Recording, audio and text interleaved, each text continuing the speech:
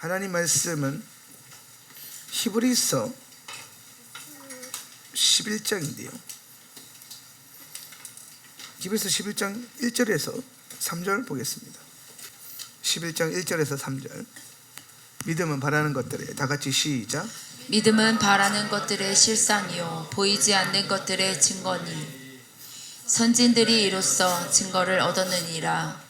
믿음으로 모든 세계가 하나님의 말씀으로 지어진 줄을 우리가 아나니 보이는 것은 나타난 것으로 말미암아 된 것이 아니니라. 아멘.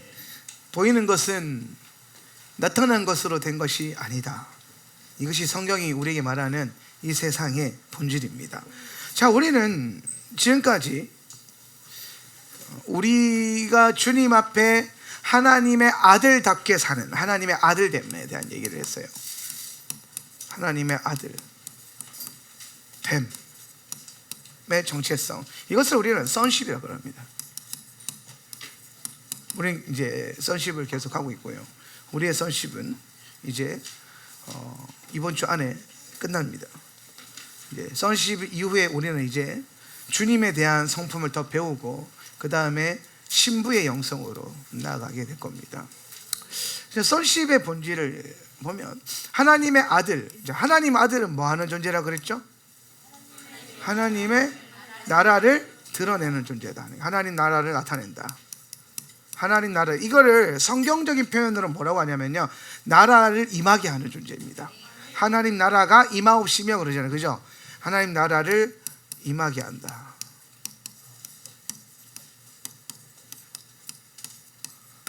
근데 하나님 나라가 임하는 방식, 그 과정 안에서 나타나는 방식이 뭐라 그랬어요? 하나님 나라가 이 땅에 어떻게 임한다 그랬죠?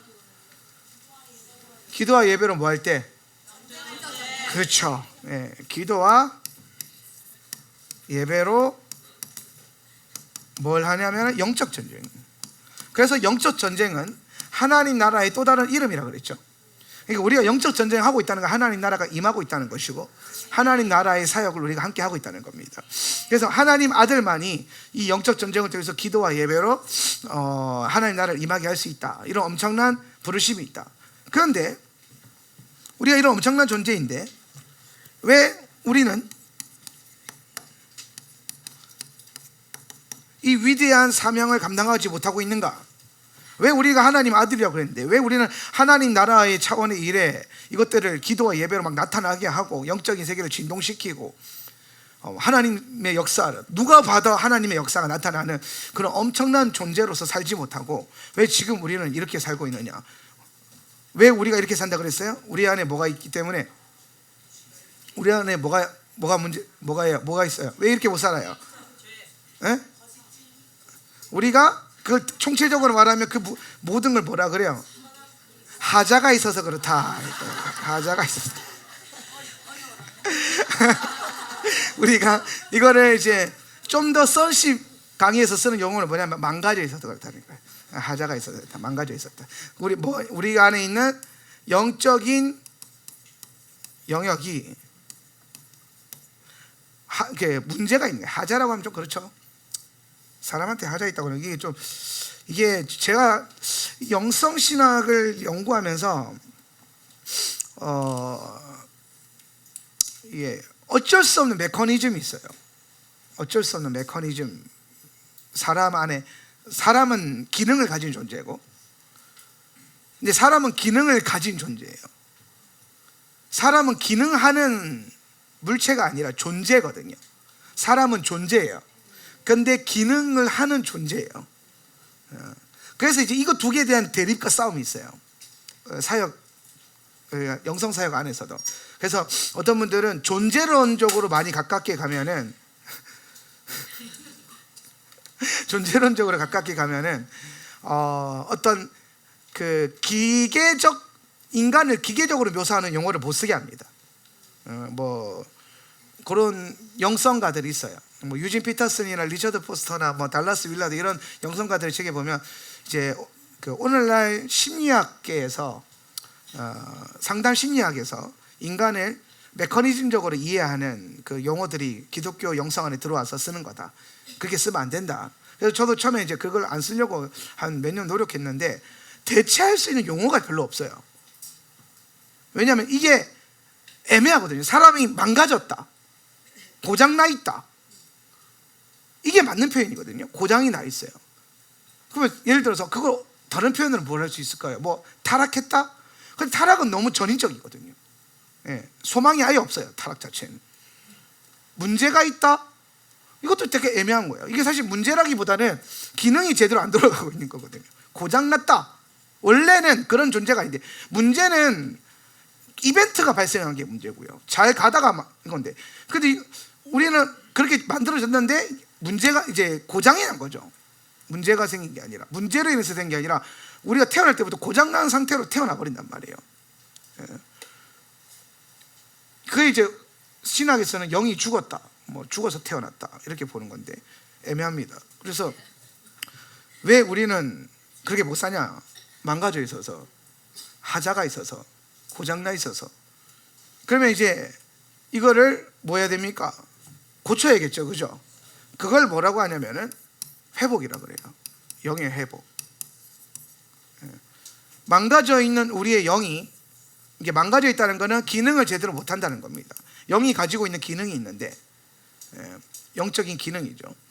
이 기능을 제대로 못 하니까 이거를 고치기 위해서 들어가 보니까 회복하는 과정 안에서 뭐가 필요하더라? 치유와 축사가 필요하더라는 거예요. 왜? 우리가 이게 안 되는 이유는 육체가 불편해서가 아닙니다.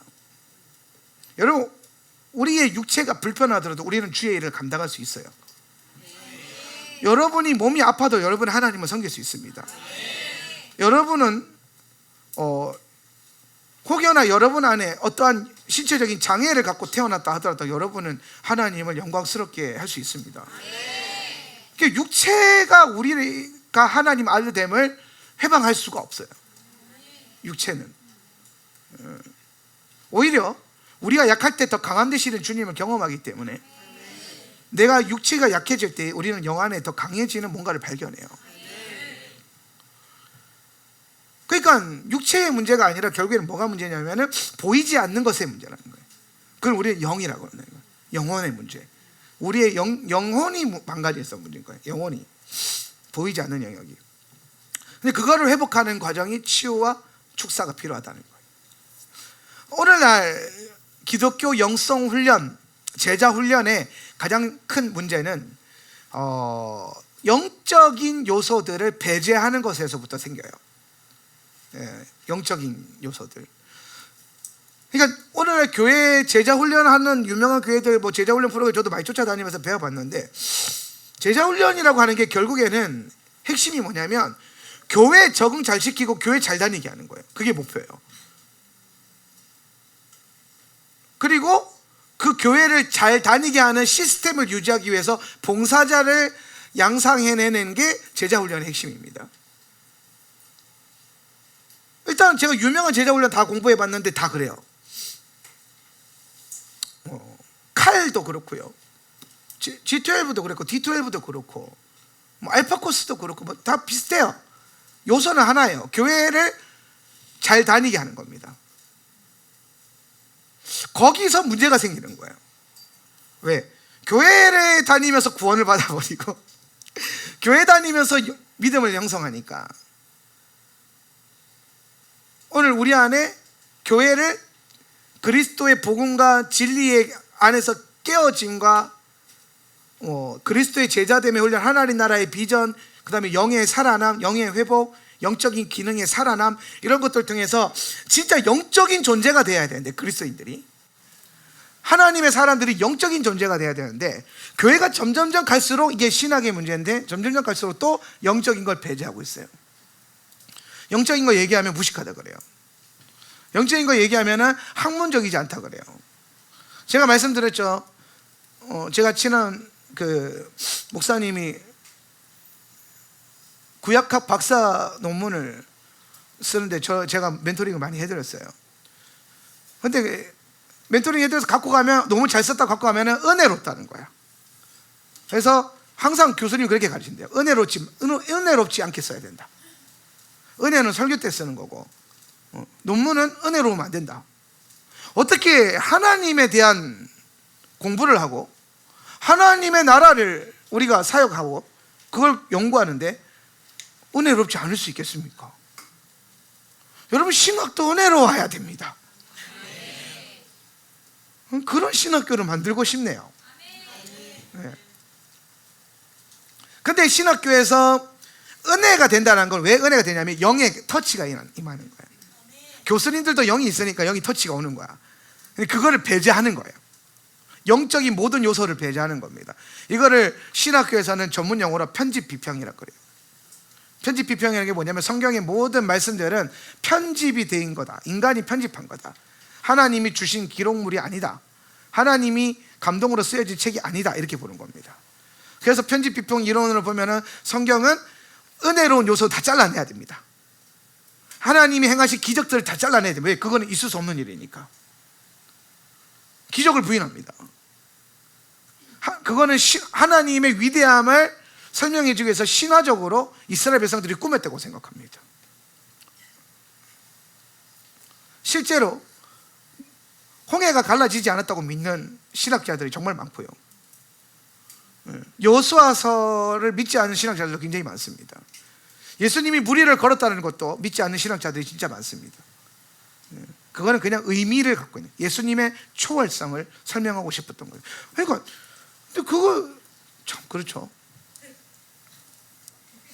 그러면 이제 그런 학문들의 바탕에서 교회가 제자훈련을 하다 보니까, 교회가 제자훈련을 하는데 영적인 거 빼버리고 영적인 기능들 빼버리고 하니까 자꾸 교리적으로 제자훈련을 가르쳐요. 그러니까 여러분 자세히 보세요. 여러분이 다른 교회에서 제자훈련 받았을 때 아마 대부분 이랬을 겁니다. 교회란 무엇인가? 구원이란 무엇인가? 뭐 이런 것들. 예수님은 누구인가? 성령님은 누구인가요? 성령님 들어가면 그나마 다행입니다. 뭐 이런 식으로밖에 안 배웠어요. 그렇게 해서 이제 다 그거를 이제 그게 딱 조지 신학 그 흐름이거든요. 그 신학적 흐름을 다 공부하면은 제자가 됐다고 생각하는 거죠. 그것으로 여러분 삶 속에 있는 영적인 문제들을 이겨낼 수가 없습니다. 여러분이 예수님은 누구인지 교회가 뭔지에 대해서 신학적으로 안다고 해서 여러분이 그 알을 통해서 영적인 삶을 사라지고 여러분 삶 가운데 질비해 있는 원수들을 무시하면서 이기면서 살 수가 없습니다. 여러분 삶의 그 어떤 문제도 그것으로 풀려지지는 않습니다. 그러니까 성도들이 그렇게 훈련받아서 뭔가 많은 시간을 들여서 또 공부를 하면서 나름 스피칭 잘하는 목사님 밑에서 배우면 재미도 있어요. 은혜도 되고. 그렇게 해서 뭔가 된 줄 알고 세상에 나가봤는데 맨날 첫날 일주일 내내 마귀 새끼들한테 두드려 맞다가 주일날 천부여 의지 없어서 손들고 오고 또 나가고 두드려 맞고 오고 계속 그렇게 반복이 되는 거예요. 그 누구도 세상에 나가서 영적인 능력으로 승리했다, 기도의 능력으로 뭔가가 나타났다, 승리했다, 이런 것들이 나타나지 않아요. 그렇게 나타나면 이제 교회에서 잘 안 나타나니까 그런 거 전국에 있는 그런 거 나타나는 거 모아가지고 새롭게 하소서 이런 데 내보내죠. 아주 드문 일이잖아요. 그게 얼마나 드물면은 전국에서 그 뽑아가지고 새롭게 하소서 프로그램 만들어서 내보내겠어요. 그러니까 여러분 이게 지금 가장 심각한 문제가 뭐냐면 우리도 그렇고 지금 교회들이 그렇고 이 시대가 그렇고 영적인 영역들을 배제시킨다라는 겁니다. 의도적으로 영적인 세계를. 그러니까 영적인 세계, 이 세상의 현상은, 성경은 현상계는 영적인 세계에 의한 결과라고 되어 있는데, 그러니까 근원진을 안 건드리고 정말 중요한 영역들은 아무런 건설을 하지 않고 그저 내가 이 땅의 현상만 붙들고 현상의 일들을 건설하려고 열심히 애쓰고 노력하고 애쓰고 노력하고 하니까 삶이 안 바뀌는 겁니다. 안 바뀝니다. 진짜 승리가 안 일어납니다. 근데 여러분 원래 교회는 진짜 승리가 일어났었어요. 원래 교회는 80년대 90년대 교회는 제가 어렸을 때 제가 봤던 교회는, 제가 들었던 교회는 교회가 지역마다 세워질 때마다 막 당수나무가 쪼갈라지고 무당들이 짐 싸서 도망가고 뭐 천국의 섬 증도, 이거는 거기 문준경 전도사님인가요? 그 한 분이 들어가서 섬 사람들 99%를 전도시켰다고 했죠. 천국이 거기 임했어요.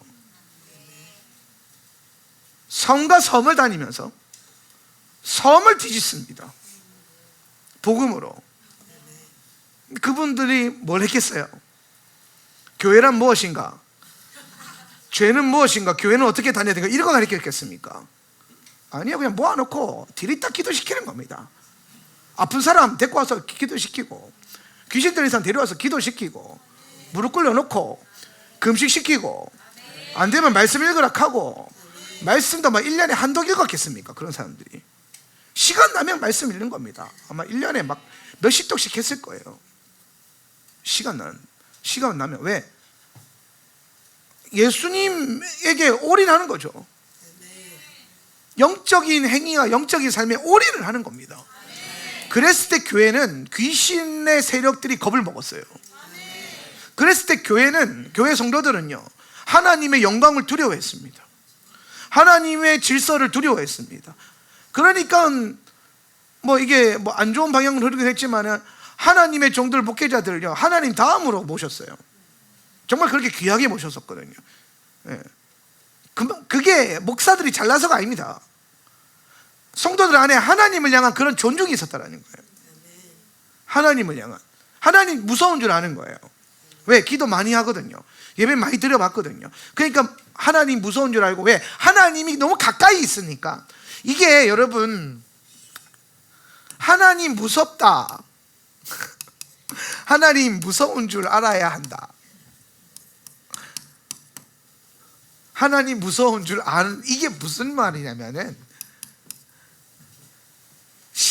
성경적인 용어로는 경외라 그러고요. 경외. 하나님을 경외하는 영이 강했던 거예요. 그리고 우리 교회 사울람 스타일로는 이걸 뭐라고 하냐면 친밀함이라 그래요. 친밀함은 맞먹는 거 아니에요. 하나님이랑 친밀함, 하나님 막 이러면서 막 맞먹는 게 아니에요. 친밀함이 가장 극도로 부어지는 깊은 단계는 그분을 경배할 때입니다. 그분의 영이 임할 때, 영광이 임할 때예요. 그리고 그 영광과 그 친밀함과 그 영광 안에서 내가 어떤 존재인지가 발견되고, 그분이 어떤 존재인지가 발견이 되니까 뭐가 생기냐? 그분을 향한 경외가 생기는 거예요. 그래서 이 시대 성도들은 하나님 무서운 줄 알았어요. 그래서 자기 감정대로, 분노대로, 소욕대로 안 살았다 이 말입니다. 자기 판단대로 신앙생활 안 했습니다.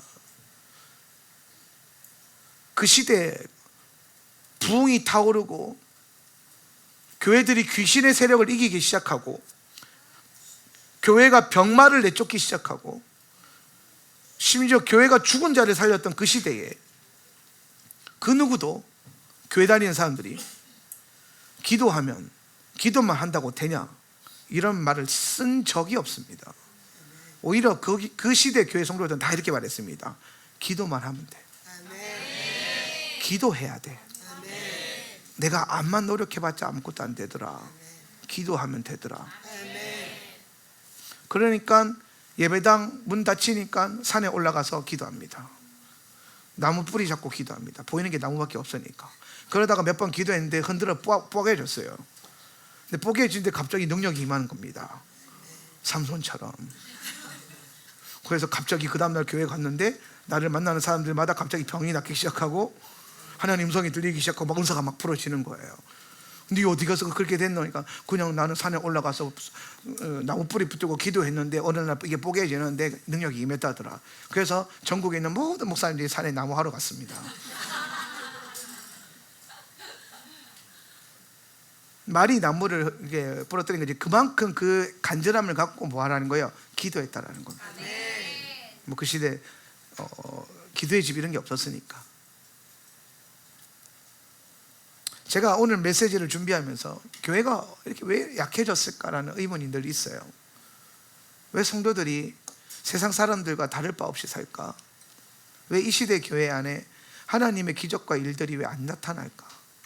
물론 하울람 공동체 안에 크고 작은 기적들과 하나님 역사들을 많이 경험하고 있습니다. 우리가 제가 보는 건 우리끼리가 아니라 한국 교회예요.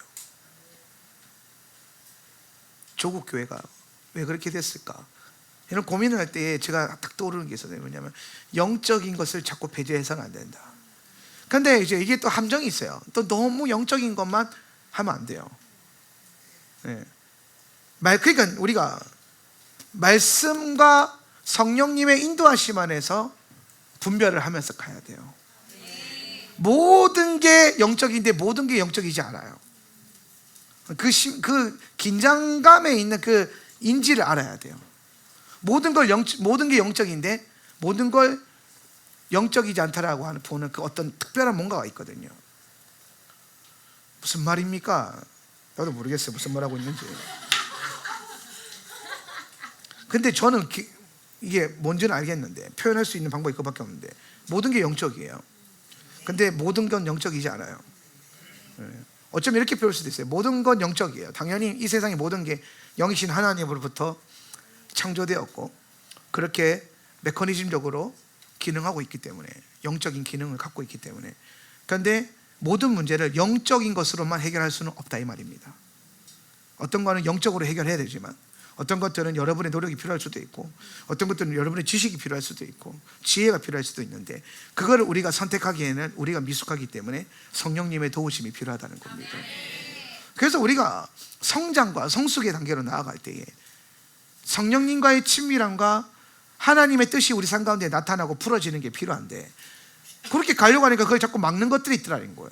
그 막는 걸 타고 들어가 보니까 근원이 상처였고 내적 맹세였고 부정적 기대였고 온갖 저주들이었다는 거예요. 그거를 끌어내기 시작하니까 내가 예수님께로 가고 예수님과 함께 친밀하게 사는 게 어떻게 됐다? 편해졌다는 겁니다. 그걸 우리는 뭐라고 하냐? 자유해졌다는 거예요. 하나님과 함께 사는 게 자유해졌다. 하나님의 일들이 일어나는 게 자연스러워지고 자유로워지고 당연해지는 거죠. 더 이상 뭐가 걸릴 게 없는 거예요. 일단은 내 안에서 걸릴 게 없어야 됩니다. 하나님 나라는 1차원적으로 어디에 임한다고 그랬어요? 내 안에. 그러니까 여러분 가장 먼저 다뤄야 될 건 내 안에 일단 걸림이 없어야 돼요. 내 안에 클린해야 돼요. 내가 예수님을 딱 바라봤을 때 내 안에 예수님을 생각했을 때 걸리는 게 없어야 돼요. 내 안에 예수님을 받아들이려고 했을 때 걸리는 게 없어야 돼요. 내 안에 하나님 나라가 임해야 돼요. 그리고 나서 이제 나와 너의 그 관계 안에서 걸리는 게 없어야 돼요. 나는 이제 하나님 만나서 좋아. 근데 내가 잘못한 누구들이 생각나고 나한테 잘못한 누가 생각나고 그래서 미안하고 억울하고 괘씸하고 질투하고 화가 나고 이렇게 되면 안 된다는 겁니다. 내가 내 안에 하나님 나라 임해서 이제는 우리 안에 하나님 나라가 임해야 돼요. 할렐루야. 그래서 교회가 필요한 거고 교회 안에서 이 하나님 나라 차원의 훈련을 하다 보면 어느 순간 교회 안에 하나님 나라가 임해요. 그 이제 하나님 나라가 여기에만 임하면 안 돼요. 우리 안에 임한 하나님 나라가 어떻게 돼야 돼요? 이 세상과 연결이 돼야 돼요. 이 세상에 하나님 나라가 임하게 해야 돼요. 결국엔 예수님이 이 땅에 오셔가지고 그분의 나라가 임하게 할 건데 우리는 교회 안에 하나님 나라를 회복하면 이 세상에 하나님 나라를 나타낼 수 있는 하나님 나라 복음을 선포할 수 있는 선교적 교회가 될 수 있는 겁니다. 하나님 나라의 복음을 갖고 그 영향력을 갖고 그 성령의 역사 하나님 나라의 일들을 세상에 연결시키는 교회를 뭐라고 하냐면은 미셔널 처치라고 그러는 거예요. 선교적 교회.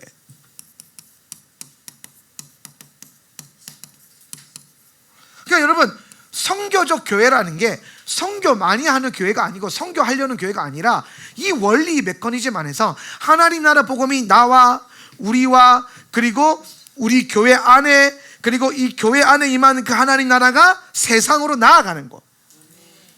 여기에 목표를 두는 거죠. 세상을 변화시키고 세상을 새롭게 하고 세상에 그리스도의 통치가 임하게 하는 거죠. 세상에 하나님의 영향력이 흐르게 만드는 거예요. 그런데 지금 문제가 뭐냐면 교회 안에도 그게 안 임했는데 교회 안에서도 그 얘기가 없는데 자꾸 성도들한테 세상에 나가서 말씀을 살아내라, 미셔널 처치가 되라, 플랫폼 교회가 되라 이렇게 하고 있으니까 이거 본 적이 없는데 그걸 어떻게 하냐는 거예요. 그거를 교회 안에서도 못 봤는데 교회 안에서 그거 보고 훈련하라고 교회를 만들어놨는데 교회 안 가도 된다 이딴 소리하고 네가 그냥 세상에 나가서 복음을 살아내면 돼 이렇게 하니까 세상에 나가서 다 빌빌거리는 거예요. 뭔가 레디컬한 성도의 모습이 없는 거예요. 여러분, 레디컬한 성도들은요 교회 잘 다닙니다. 기준이 선명한 성도들 치고요, 저는 가난한 성도들이 없어요. 온갖 세상, 이게 세상 사람인지 교회 다니는 사람인지 모르는 그런 사람들이 대부분 가난한 성도들이에요. 그럴 수가 없거든요. 그러니까 여러분, 우리가 진짜 가장 먼저 목표로 해야 되는 건 뭐냐면, 내 안에 하나님 나라 임하는 거, 내 안에 더 이상 뭐가 걸림이나 묶임이나 막힘이나 거칠 게 없어야 돼요. 하나님이 오시는 거에 있어서, 내가 주님께 가는 거에 있어서. 그리고 우리 안에, 교회 안에, 그러니까 내가 살아났으면 그걸로 이제 우리를 잘 살려야 돼요. 교회가 여러분 중요해요. 교회가 음부를 이기는 권세를 갖고 있어요. 교회가 하늘의 문을 열고 닫는 열쇠를 갖고 있단 말이에요. 예수님이 이거 교회에게 주겠다 그랬잖아요. 그럼 여러분, 우리가 이 교회를 잘 뭐 해야 돼요? 세워가야 돼요. 그리고 이제 우리가 우리 안에 하나님 나라 임하는 게 이제 느껴지고 되면 이제 우리 안에 뭐가 생기냐? 이 하나님 나라, 이 좋은 거를, 이 주님의 통치, 이 좋은 걸 뭐 하겠다? 세상에 나타내겠다. 그러면서 이제 선교적 교회가 나오는 거예요. 세상에 그리스도의 통치를 임하게 하는 거죠. 그래서 저는 이 선교적 교회를 또 다른 표현으로 뭐라고 하냐면은 사도적 교회라 그래요. 사도적 교회. 사도적 교회 이꼬르 뭐다? 선교적 교회다. 사도적 선교 이꼬르 뭐예요? 삶을 선교지로 만드는 성도들이야. 그게 사도적 성도예요. 그렇죠? 근데 그게 되기 위해서 중요한 게 뭐다? 나, 우리, 나와 너, 관계, 공동체, 교회. 그래서 교회 하는 거예요. 이 원리가 있기 때문에. 이거 건너뛰고 가지는 게 아닙니다. 자, 그렇게 되면요, 이제 우리가 요거로 가기 위해서 묶였던 수많은 이제 묶임과 저주를 끊어냈습니다. 이제 여러분 좀 가벼워지셨나요? 좀, 그러니까 오늘 예배하는 거 보시니까 제가 몇몇 집사님은 진짜 농담이 아니라 누가 새로 왔나? 손님이 왔나? 내가 여기서 보는데 저 누구지? 자세히 보는데 계속 눈 떴고 보는데 우리 집사님이야. 늘 보던 옆모습인데 뭐가 달라 보여요. 늘 보던 뒤통수인데 뭐가 달라 보여요. 네. 그래서 내가 한참을 보다가 손님인가? 그런데 집사님이네. 그리고 왜 다르게 보였지? 라고 하니까 어제 우리가 축사를 했잖아요. 자유케 됐잖아요. 이게 티가 납니다. 좋은 쪽으로도 티가 나고 안 좋은 쪽으로도 티가 나요. 제가 그랬죠? 그래도 상관 안 하고 우리 뭐한다? 닥치고 잠잠히 나가라 하면 된다네요. 그죠? 잠잠히 나가. 왜 건드려? 잠잠히 나가. 예수 여러분 잠잠히 나가. 이렇게 하면 돼요. 그래서 여러분 그 원리를, 그 강한 자를 결박하는 원리, 그거 그 공부 여러분 몇 번 더 보셔야 돼요. 왜냐하면 이게 메커니즘적이기 때문에 그 방식을 머릿속에 딱 박아놓으면 되거든요. 그러면 어디서나 치유축사 다 할 수 있습니다. 누가 와도 다 할 수 있습니다. 겁 안 먹어도 됩니다. 뭐 귀신 무섭잖아요. 그러면 닥치고 조용히 나가. 그런데 나는 귀신 드러나기 너무 무섭다. 그러면 닥치고 조용히 나가 하면 돼요. 그냥. 그렇게 해서 내쫓으면 돼요. 자, 그럼 이제 우리가 자유인이 됐어요. 더 이상 묶일 게 없어.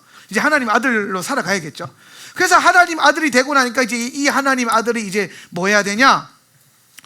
기도와 예배로 하나님 나라를 임하게 해야 된다. 그래서 기도와 예배를 그냥 기도하고 그냥 예배한다고 하나님 나라가 임합니까? 하나님 나라가 임하는 기도와 예배가 있죠. 그죠? 그거를 우리는 뭐라고 하냐면은 믿음과 선포의 원리라 그래요. 믿음과 선포의 원리.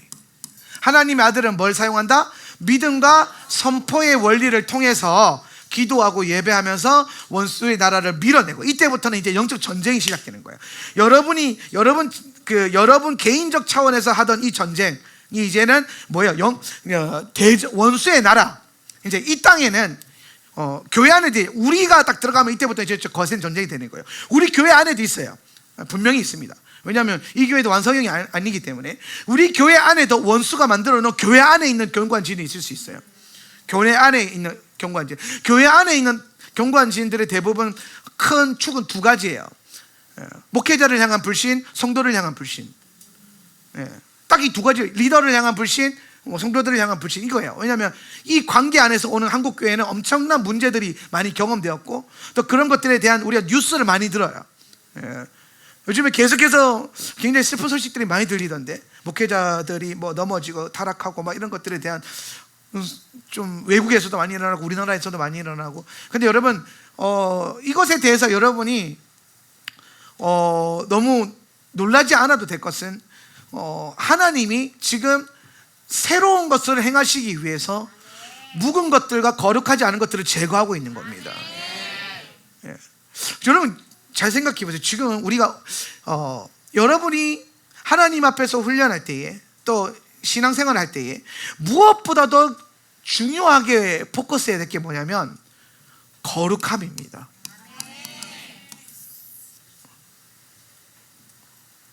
거룩함. 탁월한 업적이 아닙니다. 뭘 잘한다? 이것도 아닙니다. 지금 넘어져서 교회 사임하는 목사님들 다 슈퍼스타 목사들, 잘하는 목사님들입니다. 정말 대단한 목사님들입니다. 저도 굉장히 존경하고 사랑했던 목사님들도 있습니다. 그런 엄청난 사람들이 한순간 다 무너집니다.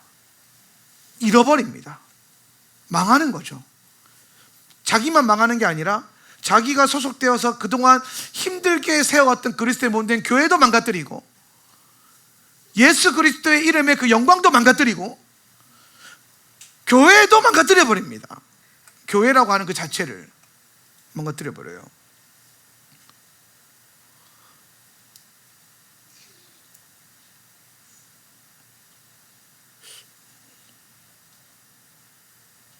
근데 그 망가뜨려지는 모든 원인들은 다 하나같이 하나입니다. 거룩함의 문제예요. 하나님 앞에서 순결하지 않은 거예요. 그러니까 여러분 잘 보세요. 아무리 하나님 앞에서 탁월하게 사역해도, 아무리 은사가 출중해도, 아무리 뭔가 대단한 큰 교회를 세워놨어도 거룩함을 유지하지 못하면 한 방이 다 무너집니다. 그런데 여러분, 이거는 목사님들만의 문제는 아니에요. 목회자들은 성도님들의 표상이거든요. 여러분도 마찬가지예요. 여러분이 아무리 많은 재정을 갖고 있고 똑똑한 자녀를 갖고 있고 탁월한 자상한 남편을, 예수도 잘 믿는, 왜 웃으세요? 그런 남편 있어요? 왜 본 적 없는 것 같은 얼굴이에요? 그런 남편이 있다 할지라도 여러분 안에 거룩함이 없으면 결국에는 하나님 앞에 섰을 때 그 거룩함이 없는 것 때문에 다 무너집니다. 저와 여러분은, 우리 모두는 서로의 거룩함을 지켜주고 서로의 순결함을 응원해주고 지지해줘야 합니다. 교회 안에서 제가 여러분에게 당부하고 싶은 것은 SR을 만들지 마세요. YM어든 알죠? 그러니까 YM이요, 한국교회 얼마나 위대하고 좋은 일을 했는지 아십니까? 저는 이 교회에 YM 출신들이 많다는 것이 자랑스럽고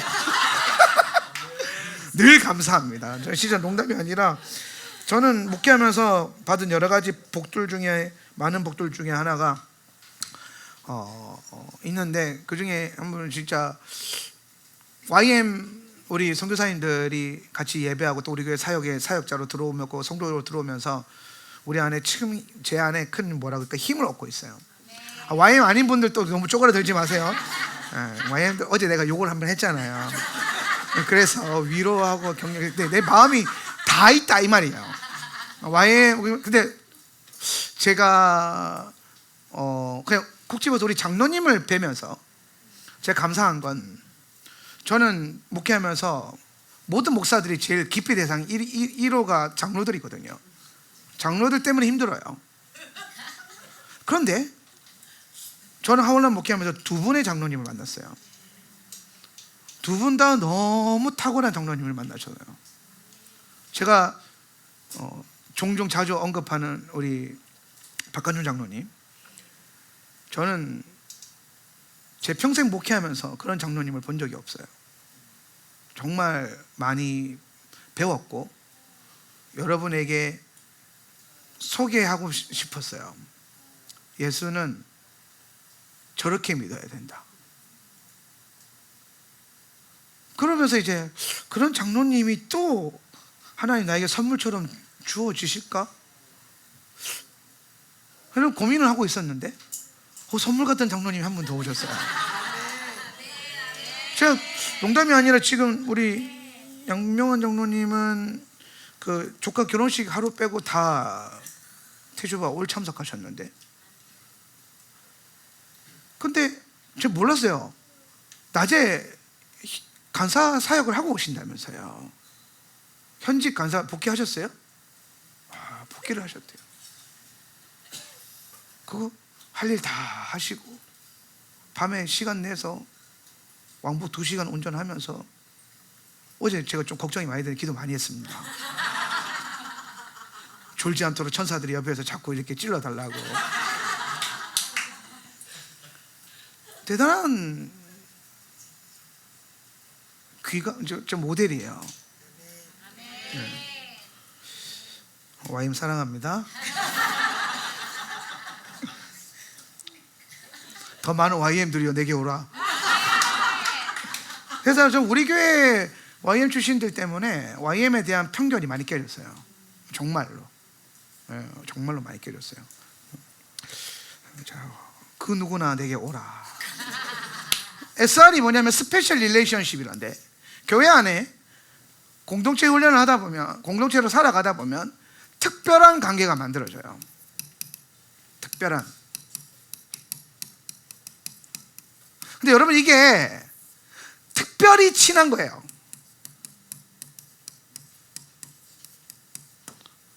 이게 이성만의 문제가 아니고요, 그냥 그룹 안에서, 교회 안에서 나 저 집사님이랑 친해가 있으면 안 돼요. 친하게 지내지 말라는 게 아니라는 거 아시죠?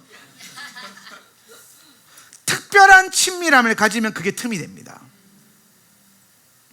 그게 항상 뭔가 우리가 하나님 앞에 나갈 때 또 묶임이 돼요. 그래서 제가 이거에 대한 권면 조치를 늘 자주 해요. 사랑하고 서로 섬기고 애틋해 하는 건 너무 좋아요. 그렇게 해야 돼요, 교회는. 내 몸처럼. 근데 모두에게 그래야 돼요. 김 집사는 최 집사랑 친하니까 이딴 소리 나오면 안 된다 이 말입니다. 누구 집사는 누구랑 친하잖아. 물론 그럴 수 있어요. 셀 안에서의 그 셀끼리 하나 화목함은 오케이, 저도 어느 정도는 그럴 수밖에 없으니까. 근데 그 셀도 우리 셀원이 아니다 할지라도 집사님들을 향한 뭐가 있어야 돼요? 특별한 애틋한 마음이 있어야 됩니다. 사랑하려는 의지가 있어야 됩니다. 물론 셀원들 사랑하기까지도 버겁죠, 사실은 우리의 그 한계가. 그래도 혹시나 여러분 안에 그럴 수 있거든요. 특별한 친밀함을 만들지 마세요. 두루두루. 그래야 틈이 없어져요. 그래야 우리가 계속해서 거룩함의 원리를 갖고 훈련해 나갈 수 있습니다. 자, 믿음의 선포의 원리에 다시 들어가면, 이제 시작입니다. 그래서 이제 하나님의 아들들이 믿음을 가지고 선포할 때에, 그 믿음을 가지고 예배하고 기도하기 시작할 때에 하나님 나라의 실제적인 일들과 역사가 일어난다. 이게 핵심인데요. 그럼 여기서 중요한 게 뭐냐면, 믿음이 뭐냐라는 거예요. 믿음이 뭔가. 믿음이라고 하는 것만 얘기해도 정말 다양하게 얘기할 수 있어요, 사람들이. 그런데 다 헛발질을 할 수 있어요. 왜? 믿음에 대해서 다 다양하게 얘기한다는 것도, 믿음도 어떻게 믿고 있다는 거예요? 자기 식대로 믿고 있기 때문이에요. 그래서 우리가 성경적 믿음을 회복해야 돼요. 항상 여러분 하울람에서 훈련받고 신앙생활하고 사역하면서 여러분이 가져야 될 건 뭐든지 성경적이어야 돼요. 성경적이지 않은 것, 성경적이지 않은 기준들은 버릴 줄 아셔야 돼요. 거부할 수 있어야 돼요. 아무리 좋아 보여도. 여러분 삶 가운데 어떤 혼란이 온다면 성경이 그 기준이 돼야 돼요. 믿음도 마찬가지입니다. 성경적 믿음이 있어요. 성경적 믿음이라는 게 뭐냐면은 히브리서 11장 이거 아닌데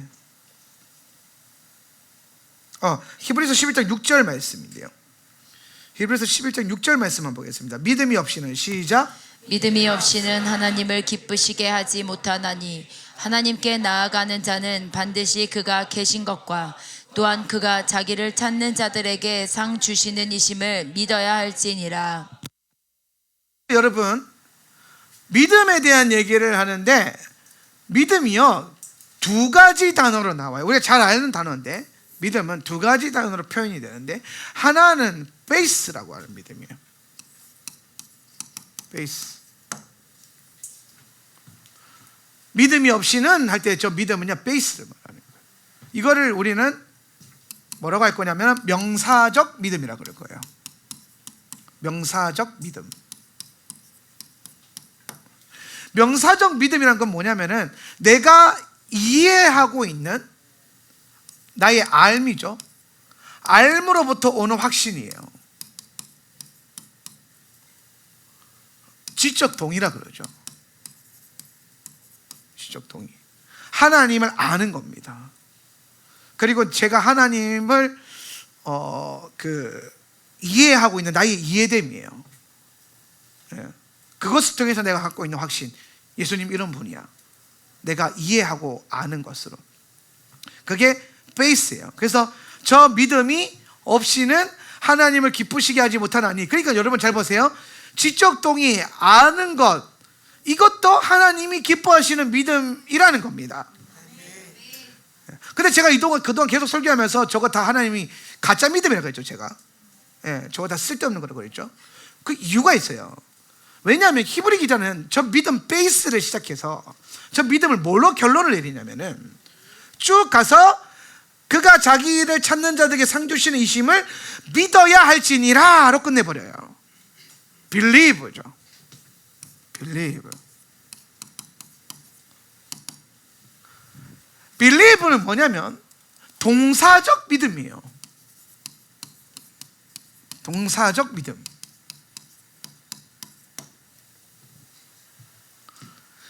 동사적 믿음이란 뭘 말하냐면은 베이스에 대한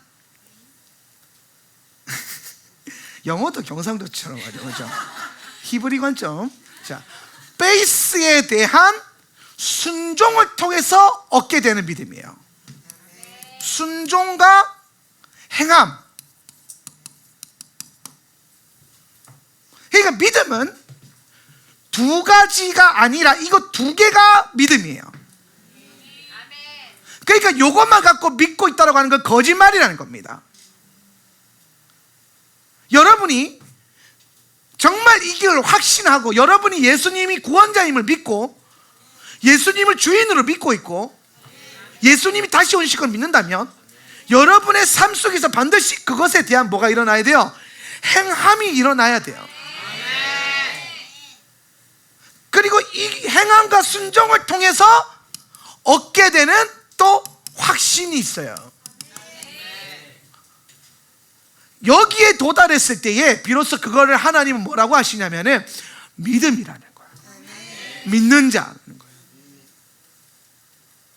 그런데 많은 성도님들이, 많은 부류들이 하나님을 아는 것으로 믿고 있다고 착각을 해요.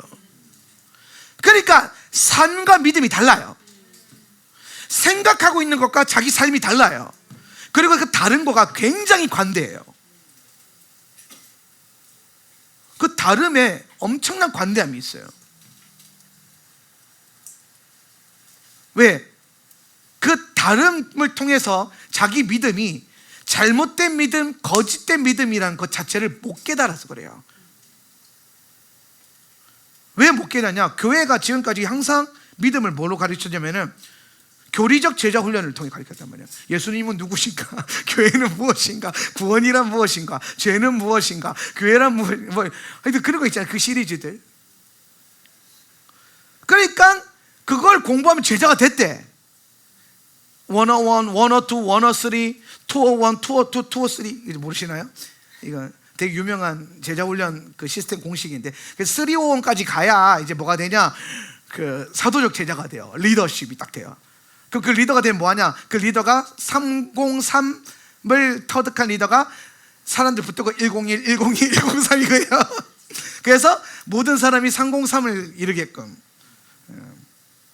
근데 그런 믿음이 교회를 조직화하는 시스템화하는 데는 도움이 됐지만 진짜 예수님의 제자와 레디컬한 제자를 만나는 데는 실패했어요. 왜냐하면 교리적으로만 접근을 했거든요. 그리고 그 믿음이 낳은 가장 그 큰 문제점이 뭐냐면 알과 믿음을 동일시하는 이상한 그게 생겨버렸어요. 성경 어디에도 없는 이상한 믿음이 생겼어요. 근데 사실 여러분 그 유대교를 연구해봐도 제가 알 수 있는 게 뭐냐면 인간은 어쩌면 이게 교회만의 한국 교회만의 문제나 교회만의 문제는 아니고 선악과를 따먹은 우리 역시 계속 하나님을 믿을 때도 하나님을 판단하고 있거든요. 여러분 하나님을 그냥 안 받아들이잖아요. 우리도 사실은 그것 때문에 힘들잖아요.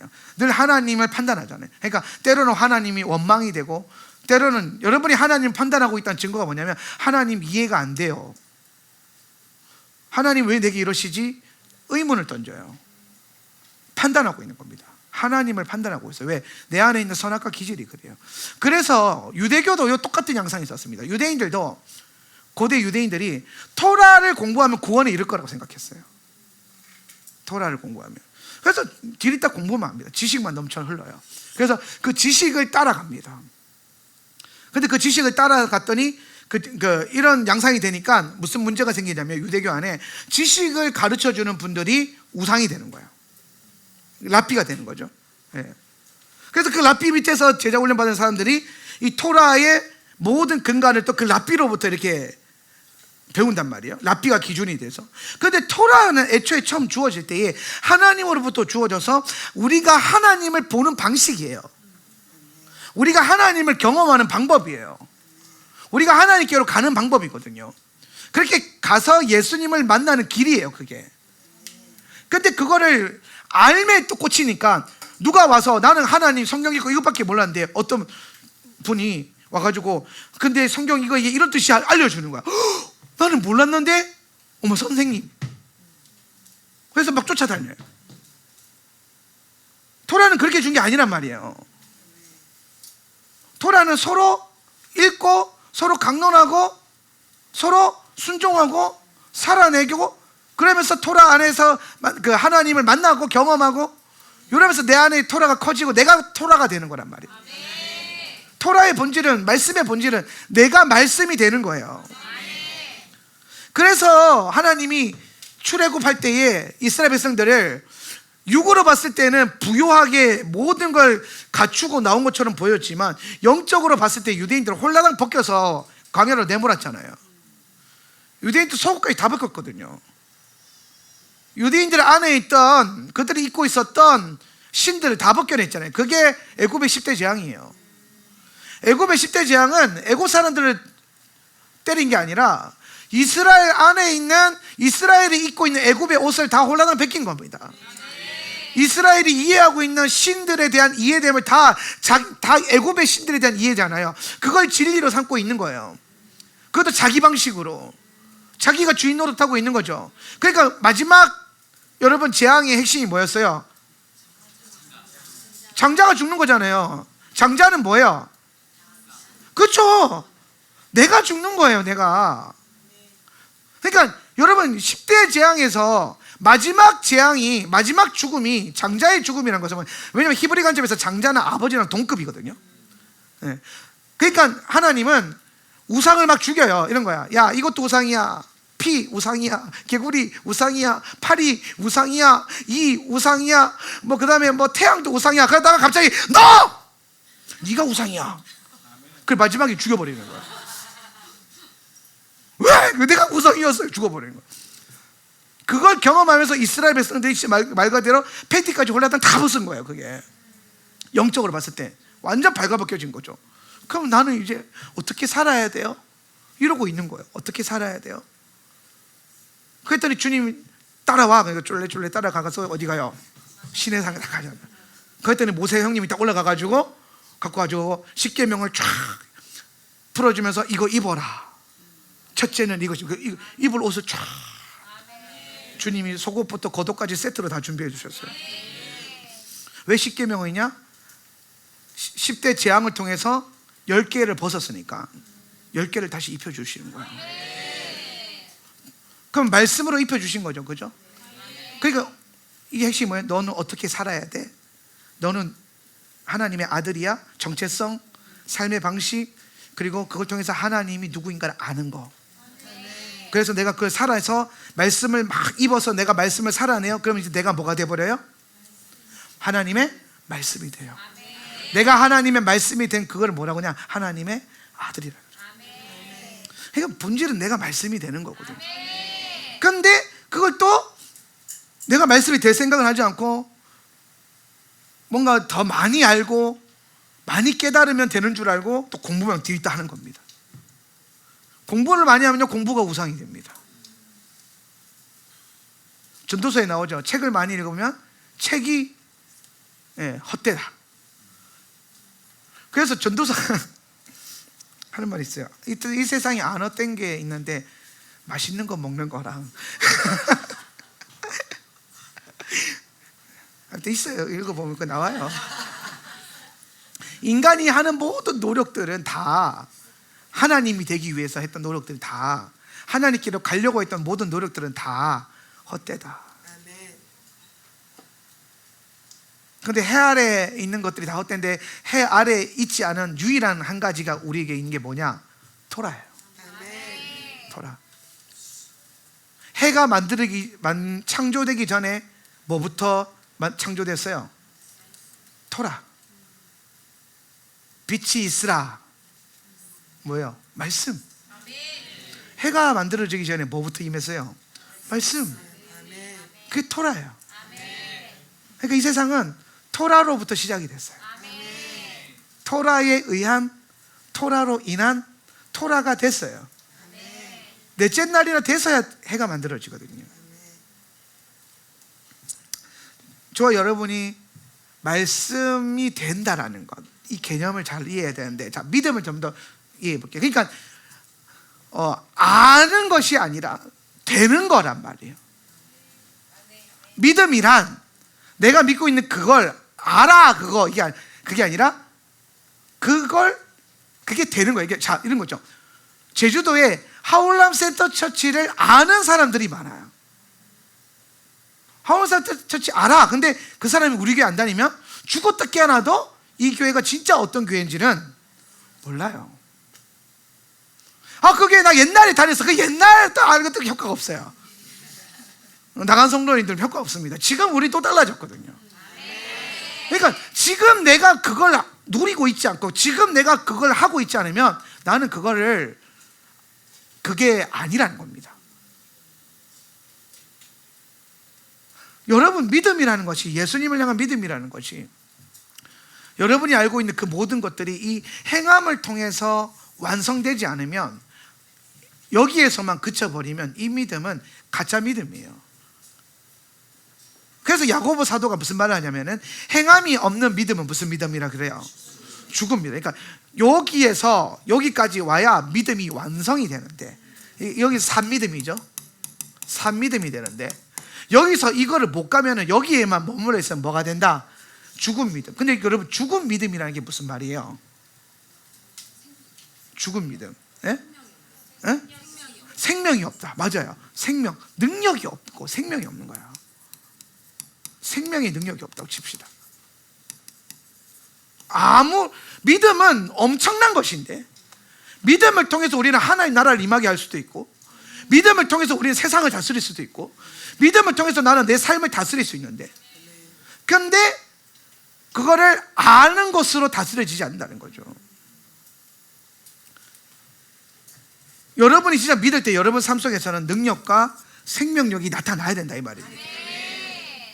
여러분이 책을 얼마나 읽었든, 심지어 우리 교회에서 뭐 성도님들 가운데 뭐 신학교를 나왔든, 신학교를 나온 평신도들도 되게 많거든요. 그러면 이제 아는 게 많다고 생각해요. 근데 그게 여러분의 믿음이 아니에요. 그게 우리의 믿음을 결정해 주지 않아요. 진짜 믿음은, 그래서 그걸 내가 어떻게 하고 있느냐, 살아내고 있느냐, 행하고 있느냐. 우리는 믿음으로 순종하고 믿음에 있는 베이스를 순종하고 행할 때 비로소 그게 빌리브 될 때에 이게 뭐가 된다? 실제가 된다. 믿음의 실제. 그러니까 여러분, 우리는 믿음을 실제화시키는 사람들이에요. 할렐루야.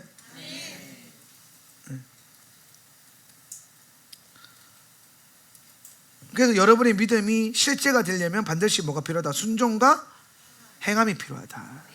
자, 그러면 이제 이 순종과 행함을 어떻게 해야 되느냐? 그래서 이 순종과 행함이 결국엔 무슨 얘기를 하는 거냐? 어떻게 하는 거냐? 이거는 삶을 살아내는 것이기도 하지만은, 사실 제가 이 포인트에서 여러분에게 나누고 싶은 핵심 포인트는 뭐냐면, 이 순종과 행함의 가장 중요한 포인트는 말이에요. 말. 여러분, 말이 얼마나 대단하냐면, 여러분이 예를 들어서 어떤 베이스를 갖고 있어요. 어떤 믿음을 갖고 있어요. 어떤 지식을 갖고 있어요. 예수님에 대한. 근데 그걸 여러분이 믿음을 갖고 확신을 갖고 말하기 시작하고, 이걸 선포라 그러죠.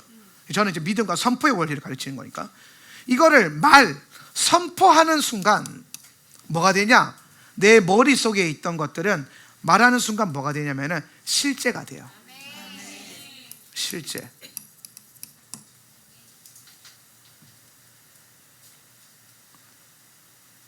실제가 되는 거죠. 여러분이 성경을 통해서든 성령님의 인도하심을 안에서든 뭔가 내가 내 안에 나를 형성하고 있는 이 믿음의 체계가 뭔가 느껴지고 있는, 그게 이 세상 가운데 나타나게 하는 유일한 방법이 말이라는 겁니다. 말. 그러니까 여러분, 말에 명확한 선포 없이 행하면 못 알아본다 이 말이죠.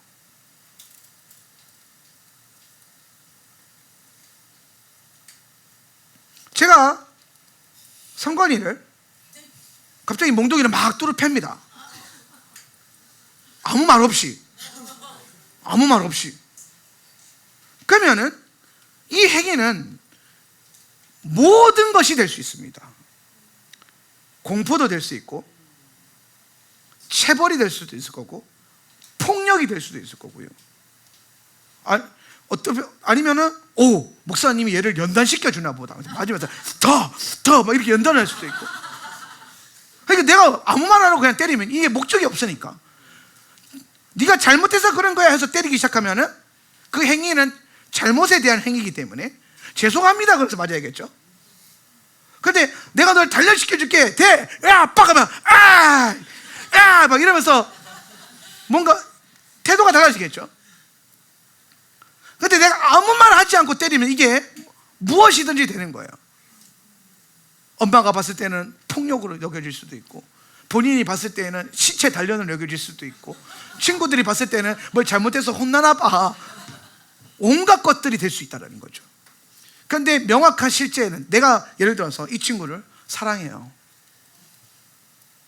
그래서 엄청나게 큰 잘못을 했어. 그래서 나는 너를 사랑하기 때문에 너를 체벌하겠다. 종아리 돼. 그렇게 해서 체벌한다. 그럼 똑같은 체벌도 이거는 뭐가 될 수 있어요? 사랑이 될 수 있어요. 그런데 그게 너도 알고 나도 알게 할 수 있는 유일한 방법이 뭐예요? 말이에요.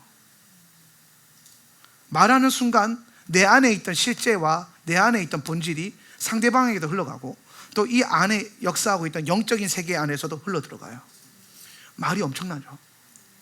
근데 여러분, 우리가 때로는 말이 뭐가 중요해, 순종이 중요하지, 행함이 중요하지 그러면서 말을 안 해요. 그러니까 여러분, 뭔가가 본인 안에 뭔가 있어서 할 텐데 그게 명확하게 능력 있게 안 나타나는 겁니다.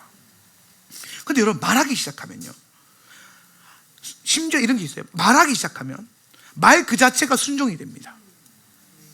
그래서 하기 싫은 내 삶이 내가 뱉어놓은 말이 있기 때문에 그 말이 나를 끌고 가요. 그죠? 말의 권위가 있거든요. 심지어 그 말에 대한 권위를 본인 믿으면 믿을수록, 그죠? 나는 내 말이 더 중요하다고 생각한다. 그러면 한 번 뱉은 말을 지키겠죠. 그 파워가 더 강해지는 겁니다. 말이 내 삶을 끌고 가는 거죠. 그리고 실제로 말을 한다라고 하는 거는 우리 안에 생각만 하고 있는 것들. 지산이 잘 봐요. 내가 무슨 생각하고 있는지 맞춰봐요. 땡.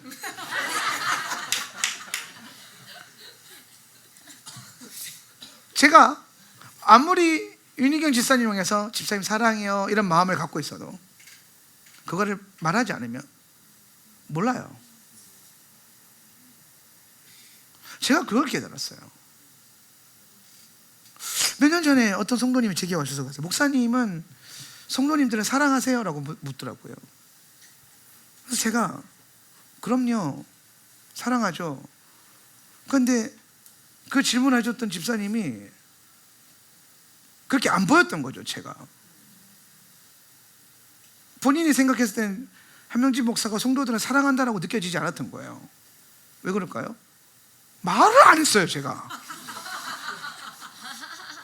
가만히 생각해 보니까. 그래서 제가 그 앞에서 막 나열을 했어요. 제가 성도들을 위해서 이것도 하고 저것도 하고 이렇게도 하고 이렇게도 하고 이렇게도 했는데 그게 사랑이 아니면 뭡니까?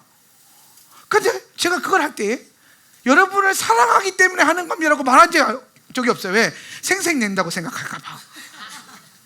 근데 아니 사랑하니까 하는 거라고 표현해 줘야 될 거 아니에요. 그러니까 어떤 사람들은요, 몰라요. 목사님이 목사님 저희 좋은가 봐. 지가 좋아서 하는 줄 알아요. 나도 그렇게 살기 싫어요.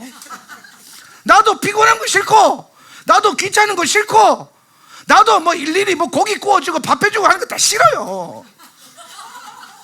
그런데 왜 하냐? 사랑하니까. 아이 실대로요.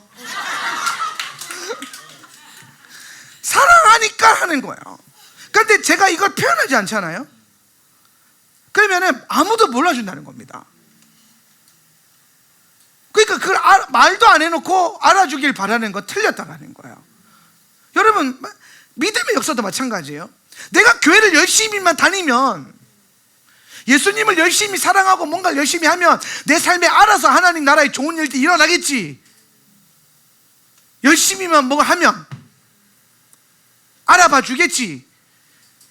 아니라는 거예요. 그게 오늘 여러분 삶 가운데 실제적으로 하나님 나라 일들이 일어나고 하나님의 영들이 움직이기 시작하고 원수의 어둠의 영들이 떠나가기 시작하게 하는 가장 중요한 그 핵심의 근원에 뭐가 있냐면 여러분이 어떠한 말을 사용하느냐에 달려있다라는 거예요.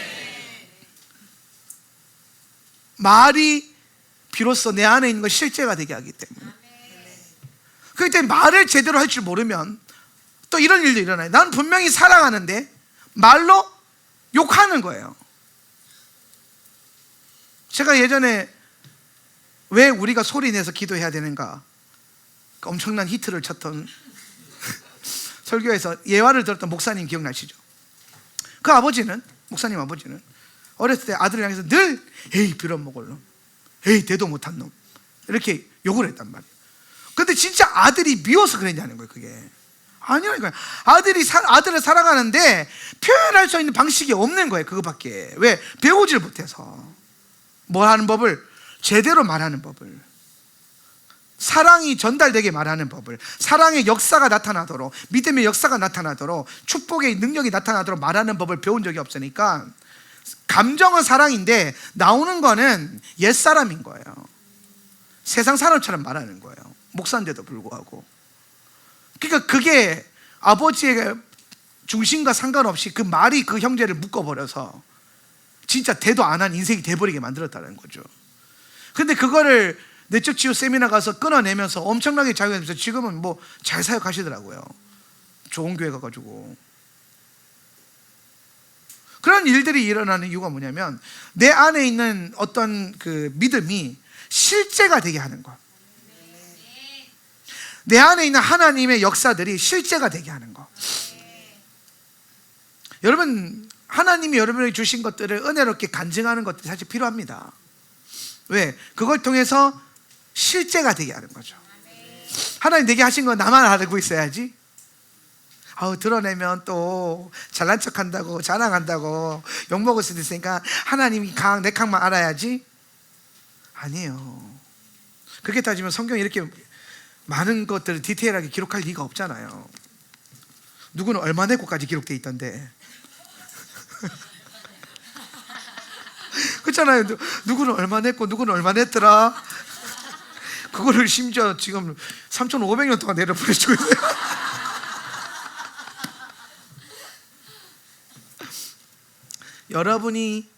여러분 안에 있는 하나님에 대한 능력과 하나님의 역사를 나타나게 하는 방법의 가장 중심에 뭐가 있냐면 말이에요.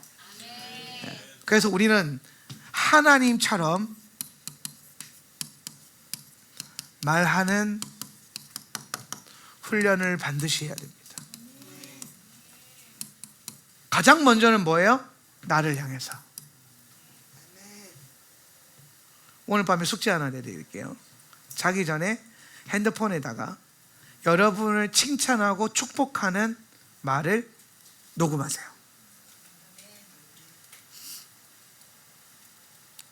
여러분이 하나님이 돼서, 하나님이 된 입장에서, 그러니까 기도하고 하면 좋겠죠. 기도하고 하나님 저를 향해서 어떻게 생각하고 있어요? 감동 주잖아요. 그러면 나를 향해서 예언하는 거예요. 사랑하는 명진아, 아들아, 내가 너를 사랑한다. 그러면서 막 이제 올라오는 감동대로 축복을 해보세요. 그렇게 하고 그거를 들어보세요. 숙제입니다. 들어보세요. 그랬을 때 여러분이 여러분 자신 안에 하나님의 마음으로 말할 수 있는 걸 배워야 돼요. 자존감이라고 그러죠. 근데 자존감은 끌어올려! 한다 끌어올려지는 게 아니에요. 자존감은 그분의 마음으로 내가 나를 향해 말하기 시작할 때, 그렇게 말하기 시작해보면요, 여러분 생각보다 여러분이 하나님을 오해하고 있었다는 걸 많이 경험하게 돼요. 이것이 되게 실제적인 예언이잖아요. 근데 들어보면 하나님이 계속 사랑스럽게 나에게 말을 해. 막 녹음하면서 한 명도, 제가 이 검사도 많이 해봤는데 한 명도 뭐, 이 인간아 너는 오늘 왜 그따구로 살았느냐 막 그러면서, 그렇게 녹음한 사람 한 명도 없었어요. 진짜 무뚝뚝한 분도 사랑하는 아들아, 내가 너를 사랑하고 그리고 정말 너무 좋아하고, 다 이렇게 표현하죠. 왜? 하나님이 입장에서. 그러니까 여러분이 생각해봐도 하나님 입장에서 하나님이 나를 보는 방법이 있단 말이에요. 근데 우리는 하나님이 그렇게 볼 거라 생각 잘 안 한단 말이에요. 왜? 내가 나를 보는 방식이 왜곡되어 있어서 그래요. 내가 나를 왜곡하면서 봐서 그래요. 내가 지은 죄, 내 안에 있는 거절감, 내 안에 있는 수치심, 내 안에 있는 상처, 그걸로 나를 자꾸 보니까, 그걸로, 그러니까 하나님도 그렇게 볼 거라고 착각을 하는 거예요. 그래서 우리는 이걸 꺾기 위해서 하나님이 나에게 어떻게 말씀하시는가 기도하고, 예언적인 감동이 올라오면은 그걸 녹음하고, 자기 이름 부르면서, 좀 오글거리긴 하겠죠. 네. 그런데 한번 꼭 하십시오. 네. 밴드에 올리기 할까?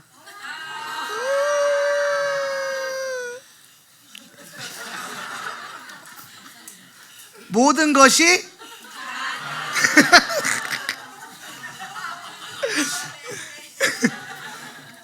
네, 유익하지 않을 수 있기 때문에 올리지는 않을 거고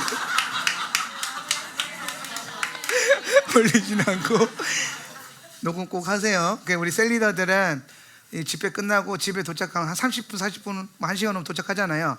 그때쯤 되면 셀리더들은 세론들한테 녹음합시다 하고 공지하세요. 까먹고 자면 안 되니까 또.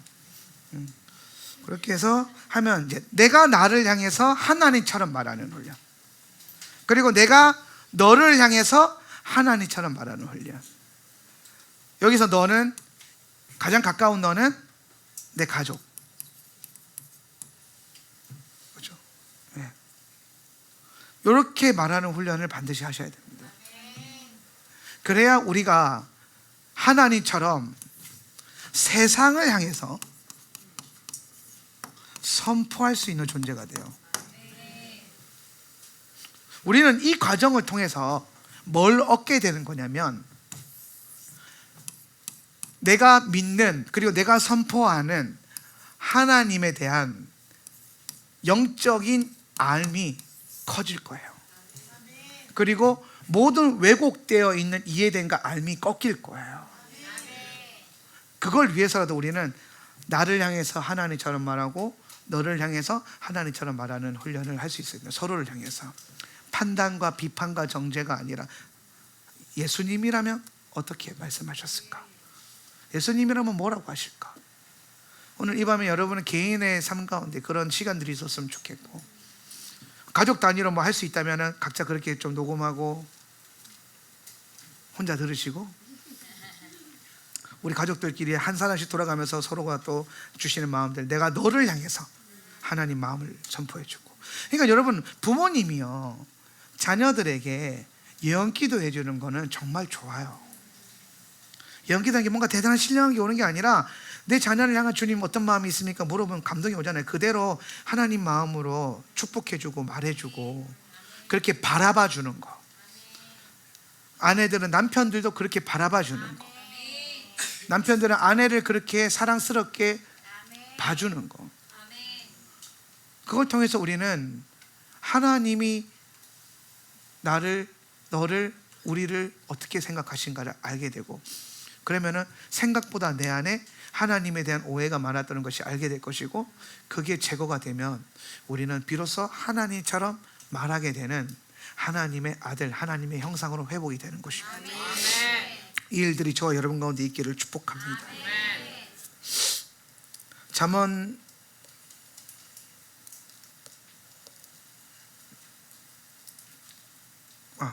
요한복음 12장 49절 50절 말씀 읽고 다 같이 한번 기도하겠습니다.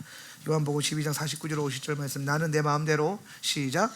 나는 내 마음대로 말한 것이 아니다. 나를 보내신 아버지께서 내가 무엇을 말해야 하고 또 무엇을 이야기해야 하는가를 친히 나에게 명령해 주셨다. 나는 그의 명령이 영생인 줄 안다. 그러므로 나는 무엇이든지 아버지께서 나에게 말씀하여 주신 대로 말할 뿐이다. 자, 예수님도 이 땅에서 그 모든 말에 대한 주권을 하나님께로부터 가져오셨어요. 하나님처럼 말하셨어요. 아버지께로부터. 이제 우리도 똑같이 예수님을 닮아서 예수님처럼 말하는, 나를 향해서, 우리를 향해서 말하는 그런 은혜가 있기를 바랍니다. 우리 자리에서 일어나셔서 한번 좀 같이 기도했으면 좋겠는데요. 너무 강하지 않은 반주를 해주세요.